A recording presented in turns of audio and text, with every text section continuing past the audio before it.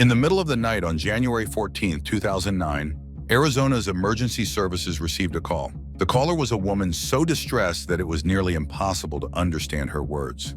She spoke quickly and incoherently. The dispatcher tried to ask her questions, at least to learn her name, but the only word she could make out was, "Help." Then the call was disconnected.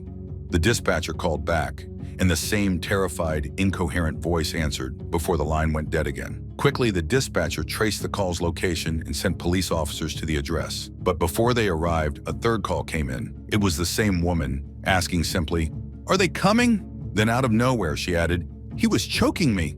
The dispatcher asked whether he had a weapon, and the woman replied, "Not anymore." Just a few minutes later, police officers pulled up to the house. At the entrance, they were met by a trembling woman. Her face was covered in blood, and she was in such shock that she could barely form a sentence. Beside her stood a man who was doing his best to calm her down. He told the officers that his name was Stanley, or Stan Cook Jr., a family friend who was also temporarily living in the house. The woman next to him, he explained, was Marissa DeVol. He added that there were 3 children in the home, but they were safe and asleep in their rooms. The officers, alarmed by Marissa's appearance, feared she was injured, but she managed to explain, with difficulty, that it wasn't her blood, it was her husband's, Dale Harrell's. She told them that if they went upstairs, they would find him lying on the floor of their bedroom. That's exactly what the officers did. They rushed to the couple's bedroom, expecting to find an injured man, but nothing could have prepared them for the horror that awaited inside. They had likely never seen so much blood in their lives. It was everywhere, splattered across the walls and ceiling, soaking through the sheets. On a table lay a blood-covered hammer, and on the floor, in a pool of blood, was a man. His skull had been crushed in several places. As one reporter would later describe the injury, there was a fist-sized hole in the man's head. Yet despite the massive blood loss, to everyone's astonishment, Dale was still alive. The officers then focused on speaking with the witnesses, Marissa and Stan, and examining the crime scene. Once Marissa had calmed down a little, she was able to tell them what had happened. She explained that she and her husband had spent half the night arguing because, a month earlier, she had met with a divorce attorney and started the process of ending their marriage. Naturally, Dale hadn't taken the news well. When the argument finally died down, the couple fell asleep for a couple of hours. Marissa said she woke up to find Dale looming over her, his hands around her throat. She lost consciousness, and when she came to, Dale was already covered in blood. As it turned out, Stan had heard the commotion and rushed into their bedroom. He saw Dale on top of Marissa, who was bruised and appeared unconscious. Without giving Dale a chance to react, Stan struck him several times with a hammer. Stan readily confirmed Marissa's story. He said he had struck Dale with the hammer to protect the poor woman, but the investigators began to doubt this version as soon as they started examining the crime scene. First and foremost, the blood spatter didn't match their statements. It indicated that when the attack began, Dale had been lying in bed, alone. There was no way he could have been hovering over his wife and choking her, as Marissa and Stan claimed. There were no signs of a struggle either. Marissa's neck bore only faint scratches, far too minor to match the marks of strangulation, and her fingernails were perfectly manicured and freshly done, something that would have been impossible if she'd fought for her life. The blood pattern also showed that Marissa had been in the bedroom during the attack, while Stan apparently had not been there at all. Had he somehow mastered the art of swinging a hammer from behind a closed door? Forensic analysis of the hammer confirmed the investigators' suspicions. The DNA on it belonged to Marissa, but none of it matched Stan. The investigators were completely puzzled as to why Stan would claim that he had hit Dale with the hammer. Was he trying to cover for Marissa? As it turned out, no, not exactly. Back in 1998, Stan had been in a motorcycle accident that left him with a serious brain injury. As a result, he suffered from short-term memory loss. He could recall things that happened long ago, but not recent events. So when detectives questioned him in more detail about that night, Stan admitted he didn't actually remember anything. But because Marissa was his friend, he trusted her and simply believed her when she told him that he had attacked Dale in order to protect her.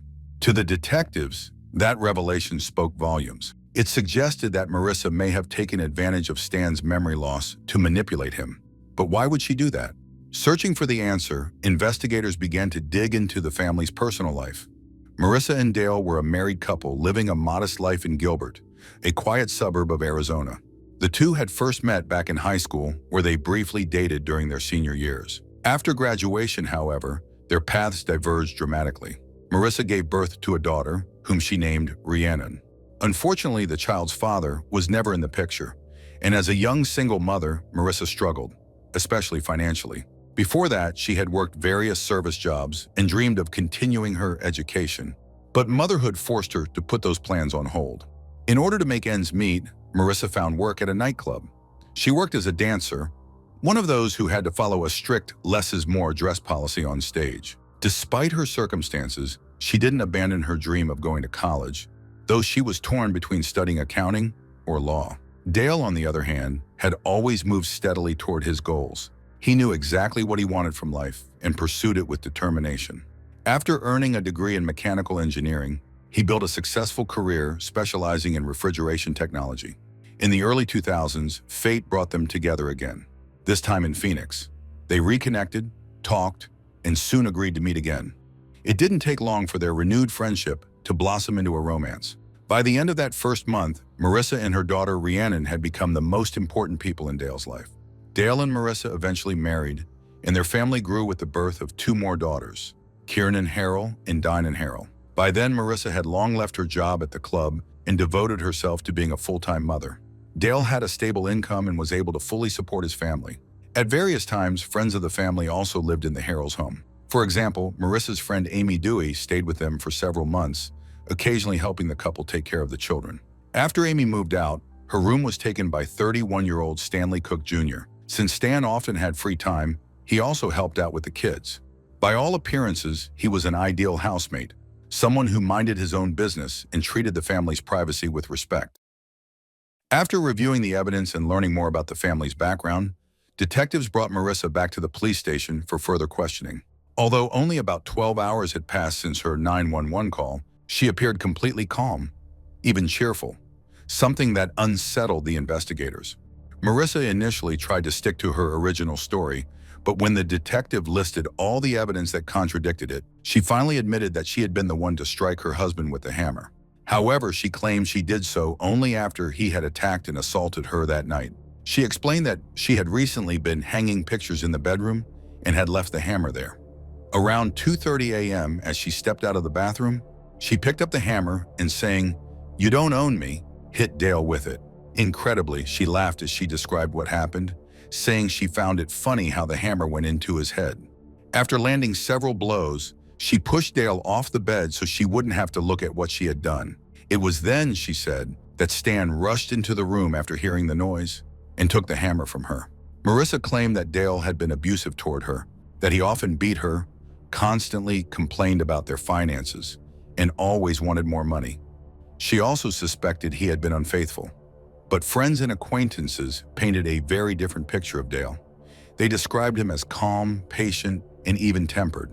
Not extravagant, but devoted to his family. His greatest joy was providing for Marissa and their 3 daughters, spending time with them, and making family memories. Marissa, in contrast, was known to be fiery, impulsive, and careless with money. Whatever funds came into her hands seemed to vanish quickly. Her spending habits often caused tension at home, leading to arguments that ended with shouting and slamming doors, usually Marissa's. Dale, for his part, always tried to make peace. One thing was certain about their marriage: Dale adored his wife. Despite her flaws, he loved her and their children deeply. After her confession, Marissa was arrested, though officers worried it might not be enough to secure a conviction. They still needed solid physical evidence, and, crucially, a motive.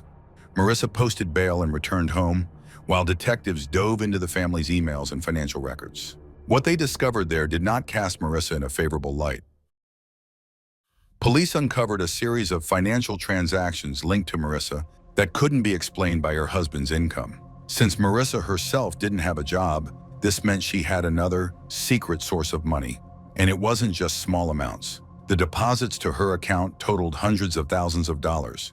It didn't take investigators long to discover where the money was coming from.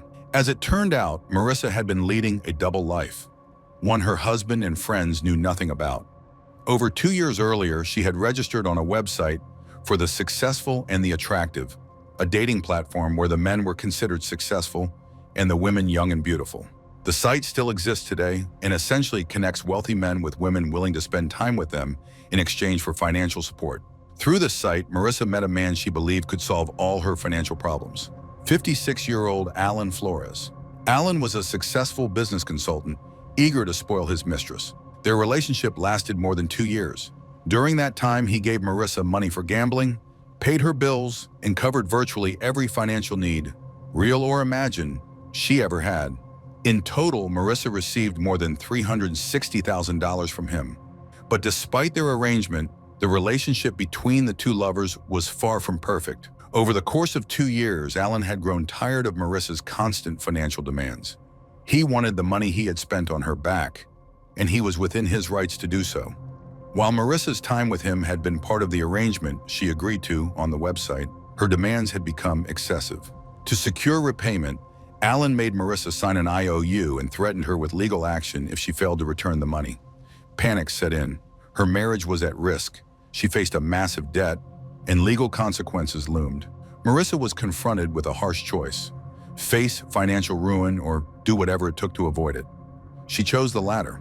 Of course, Dale, whose income supported 5 people, had life insurance. One policy had been in place for years. But 2 weeks before that fateful night, Marissa had taken out a second policy for $750,000. Combined with the first, this totaled $1.25 million. Marissa decided that this sum would be enough to repay her lover and still leave her with a surplus.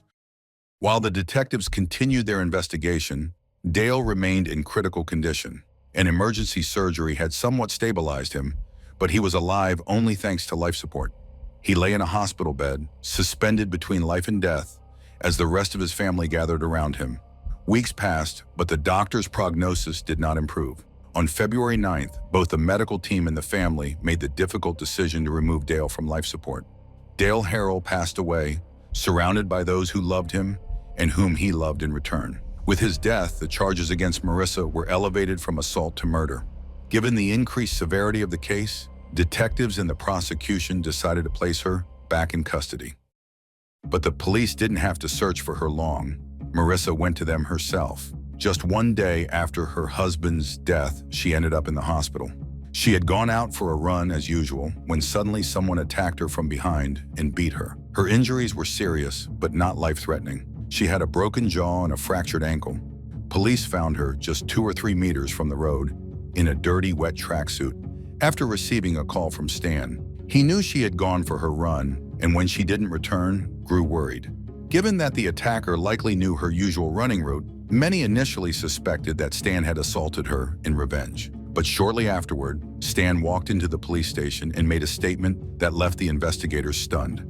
Stan admitted that he had beaten Marissa.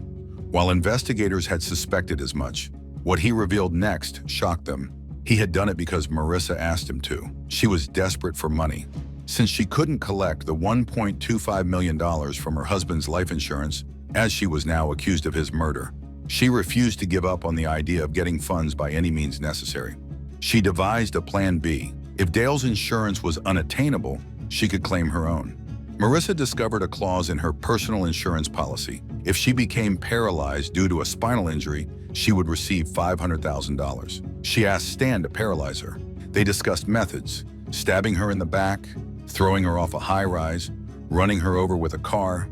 Shooting was ruled out because it could easily kill her.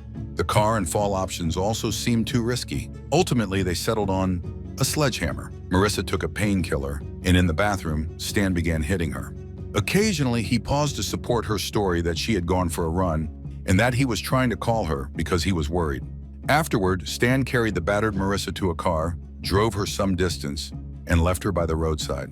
The obvious flaw in their plan was the difference between paralysis and a fractured ankle. In other words, Marissa's friend had essentially just beaten her. Yet somehow, they continued with the plan. The sheer absurdity of the lengths Marissa was willing to go to secure insurance money to pay off Alan gave the police a clear motive for the murder of her husband. Given her injuries, Marissa was allowed to recover in the hospital, but as soon as she was able, she was questioned again. The investigators laid out all the evidence before her, and Marissa finally gave in. She offered a third version of events. That night, Dale hadn't attacked her. She had decided to strike her husband on her own. Nevertheless, she insisted it had been in self-defense, claiming she had snapped after enduring years of abuse. According to Marissa, she quietly crept into the bedroom that night and began hitting her sleeping husband with the hammer. She struck him so many times that she couldn't even estimate the total number of blows, but it was clearly a large number. She only stopped when Stan, who had rushed in after hearing the noise, took the hammer from her. Now that Marissa had finally admitted to killing her husband, her only chance at freedom rested on claiming self-defense. She asserted that she had repeatedly been hospitalized due to her husband's abuse, but surely she must have known that this was easily verifiable. All the police had to do was check her medical records. She also claimed that on one occasion, Dale had pushed her so hard that she dislocated her shoulder, and a friend had to put it back in place. Neither her hospital visits nor her friends confirmed Marissa's stories. In fact, every witness interviewed stated that they had never seen any signs of Dale harming his wife. On the contrary, Dale was described as gentle, loving, and patient, while Marissa came across as aggressive. Investigators concluded that Marissa was used to people believing her, without question. She had been spinning one lie after another, confident that at least one version would satisfy the police and leave her unchallenged. But the police also uncovered another of her lies. One might wonder how Dale could have failed to notice that his wife was spending far more than he earned. Marissa had told friends and relatives that she had received a large inheritance from her late stepfather. She even claimed that this windfall was thanks to one of her stepfather's former lovers, a man named Alan Flores. Yes, the very same Alan Flores who was her secret lover. Needless to say, her stepfather was very much alive, had no preference for men, and had never left his stepdaughter a single cent. Because Alan knew so much about Marissa's real life, the police were eager for him to testify against her. Initially, he refused, still having feelings for her. However, his stance changed when officers searched his home and discovered numerous explicit videos and images on his computer. Most involved consenting adults, but one file contained images of minors. The police acknowledged that Alan may not have even been aware of the file and might never have viewed it, but its mere presence gave investigators and the prosecution leverage. They offered him a deal: testify against Marissa and in return, receive full immunity from any charges. Moreover, at trial, he would be portrayed as a victim of Marissa rather than as another offender. In other words, they cast him as the innocent lamb, because a far more dangerous predator was in the courtroom. With little choice, Alan agreed to cooperate. On November 27, 2009, Marissa was formally charged with first-degree murder. Prosecutors announced that they would be seeking the death penalty. Marissa and her attorneys attempted to negotiate a plea deal with the prosecution, but their efforts failed. 5 years later, her trial finally began. The judge demanded that none of the jurors have prior knowledge of the Jodi Arias case, a challenging requirement given how high-profile that case had been and how strikingly similar it was to Marissa's. Jodi Arias had been tried just a year earlier in the same courthouse. The resemblance between the two women was notable. Both were attractive brunettes with long hair, typically straightened to mid-back length, and wore glasses, though not consistently. In both cases, another man was present in the women's lives at the time they killed their alleged one and only. Jodi Arias had been accused of attacking her boyfriend, Travis Victor Alexander, while he was in the shower delivering both stab and gun wounds that led to his death. She claimed self-defense, asserting that he had been abusive toward her. Because the Arias trial had become something of a media circus, the court took extraordinary precautions to prevent a repeat during Marissa's trial, resulting in meticulous jury preparation and selection. The prosecution's key witness was Alan Flores, who described how he had lent Marissa a large sum of money, believing she was in genuine need as a single mother. Alan explained that he knew about Dale and had even visited the couple's home several times, but he assumed they were divorced and that Marissa, out of kindness, allowed her ex-husband to live with her during his difficult times. Naturally, under those circumstances, Dale was unable to provide financial support to his ex-wife and children. After 2 years of this arrangement, Alan, sensing something was amiss, demanded repayment. This sent Marissa into a panic and set her deadly plan in motion. Initially, she tried to blackmail Alan into killing Dale for her. When he refused, she decided to hire someone else.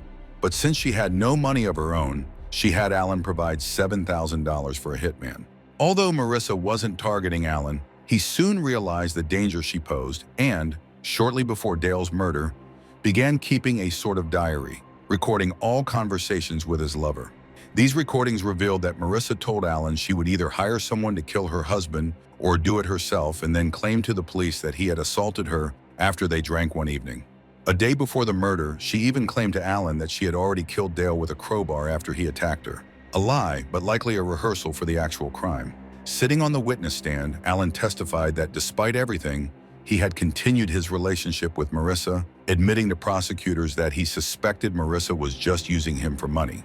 Another unexpected witness took the stand, Marissa's former boyfriend, Travis Tatro, who had worked as a bouncer at the club where Marissa once danced. Travis testified that Marissa had approached him asking him to deal with her husband. He was horrified, not only because she was essentially asking him to commit a crime, but also because she had previously told him that Dale had already died, allegedly from stomach cancer several years earlier. Once he realized how incredible a liar she was, Travis decided he wanted nothing further to do with her. Before that, he had always believed her when she complained about her husband's abuse. A psychologist also testified, Dr. Janine DeMart, who had examined Jodi Arias the previous year. Dr. DeMart concluded that Marissa suffered from dissociative personality disorder. In simpler terms, she was a sociopath. She also showed signs of post-traumatic stress disorder, PTSD. Marissa claimed this stemmed from being beaten by her mother and sexually abused by her stepfather during childhood. She also asked her mother and stepfather to take care of her 3 daughters. Dr. DeMart questioned what kind of mother would entrust her children to others if her story were true. The defense, meanwhile, maintained that Marissa had snapped after enduring years of life with an abusive husband. They argued that she had been forced to kill the tyrant to protect herself from further beatings. Even Marissa's now 18-year-old daughter, Rhiannon, took the stand. She testified that Dale had indeed hurt her mother and described the household as tense, though she admitted that her father deeply loved her mother and likely would have forgiven her for what she had done. Nonetheless, the young woman had already lost the man who had raised her as a father, and it was clear she did not want to lose her mother as well. The trial concluded in the early April 2014. The jury deliberated for nearly a week before reaching a verdict. On April 8th, Marissa DeVault was found guilty of first-degree murder. Marissa's daughters wrote a letter to the court pleading that their only remaining parent not be taken from them. While they acknowledged the brutality of their mother's actions and the devastating loss of their father, they asked for mercy. The judge believed the daughters had been skillfully manipulated by their mother, but the jury still reviewed the letter. One juror later admitted that, without it, they would likely have voted for the death penalty, which was still legal in Arizona. On April 22nd, Marissa was sentenced to life in prison without the possibility of parole. She offered an apology, expressing sympathy for Dale's parents and their loss, but her words did little to earn goodwill. As psychologist Dr. Janine DeMart noted, Marissa laughed when discussing Dale's murder over the phone while in prison. She showed no genuine remorse for killing him, nor any real sympathy for his loved ones. Even Marissa's friend observed that she had deliberately isolated Dale from his family, making him easier to manipulate, a fact reflected in the scarcity of adult photographs of him with his relatives. Furthermore, when his family requested Dale's ashes, Marissa reportedly said she would only release them if they dropped their lawsuit against her, demonstrating her continued manipulative behavior and lack of remorse. Marissa's appeal was denied. She is currently serving her sentence in Arizona in the same prison as Jodi Arias, and reportedly the two women have become friends. Why not? Of course, there are significant differences in their cases. Jodi could not be with the man she wanted, while Dale was completely devoted to Marissa, yet she wanted his money. Still, despite their different motives, both women share a striking ability to manipulate those around them. It's hard not to wonder, what kind of friendship can exist between two women with such talents for manipulation?